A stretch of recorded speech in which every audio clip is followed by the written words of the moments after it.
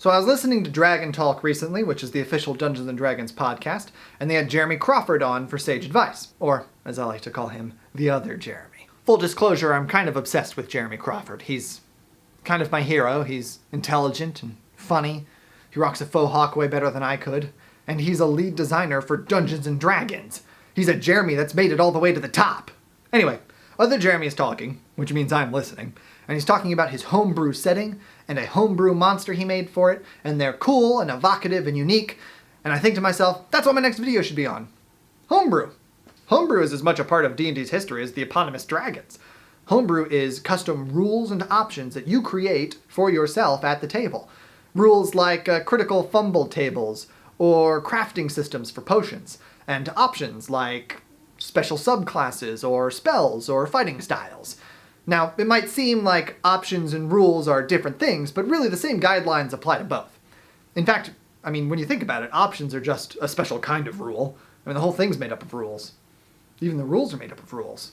It's like rules of grammar and spelling. It's rules all the way down. But let's move on. I think this video is going to be pretty straightforward, actually, because the other Jeremy already has us covered. You see, in Chapter 9 of the Dungeon Master's Guide, it goes over the particular things to keep in mind when making your own custom rules. So, I guess we'll just read those.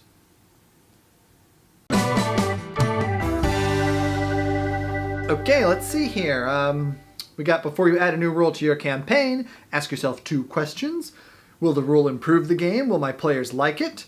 Then it's got a warning in here against messing with certain critical parts of the game that'll really mess things up if you mess with them. And, that's it. Oh, okay. Pretty easy. See you next time.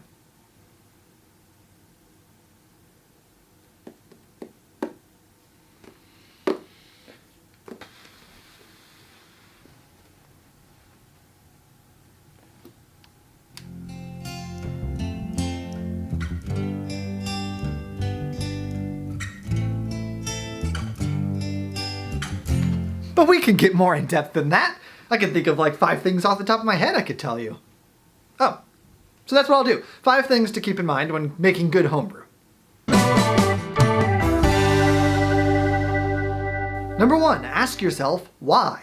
Be clear why you're adding this homebrew. Is it to change the tone of your campaign, like injury rules for a gritty realism feeling?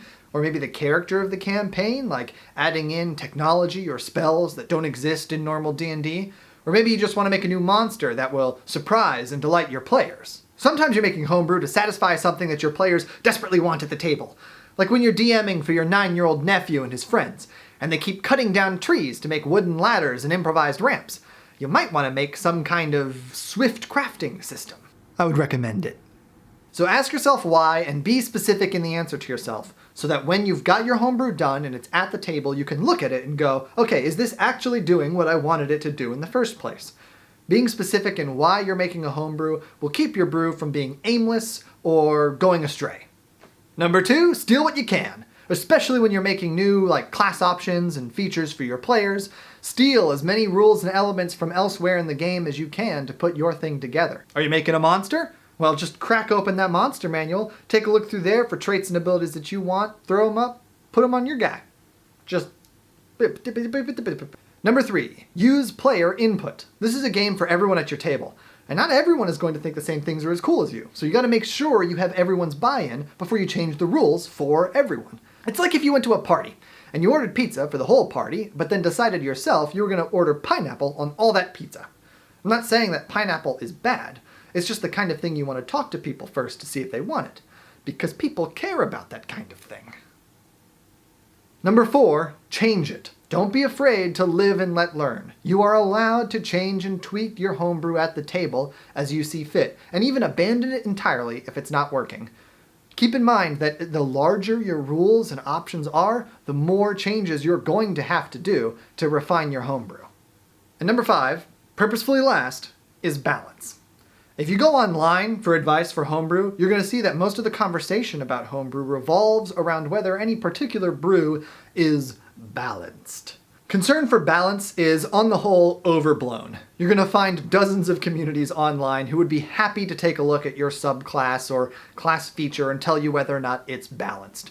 But your brew isn't for those people. You don't have to make professionally designed subclasses fit for mass consumption. You just have to make something that's fun for you and your players at your table.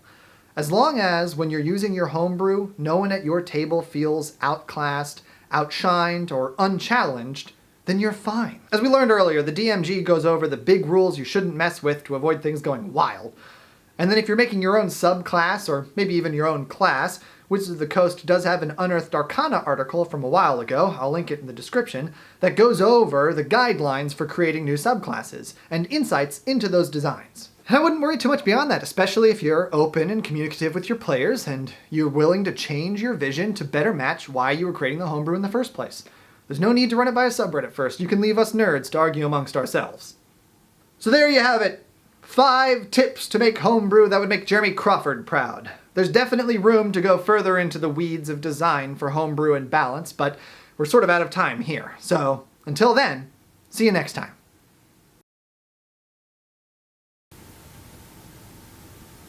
I hope I made you proud.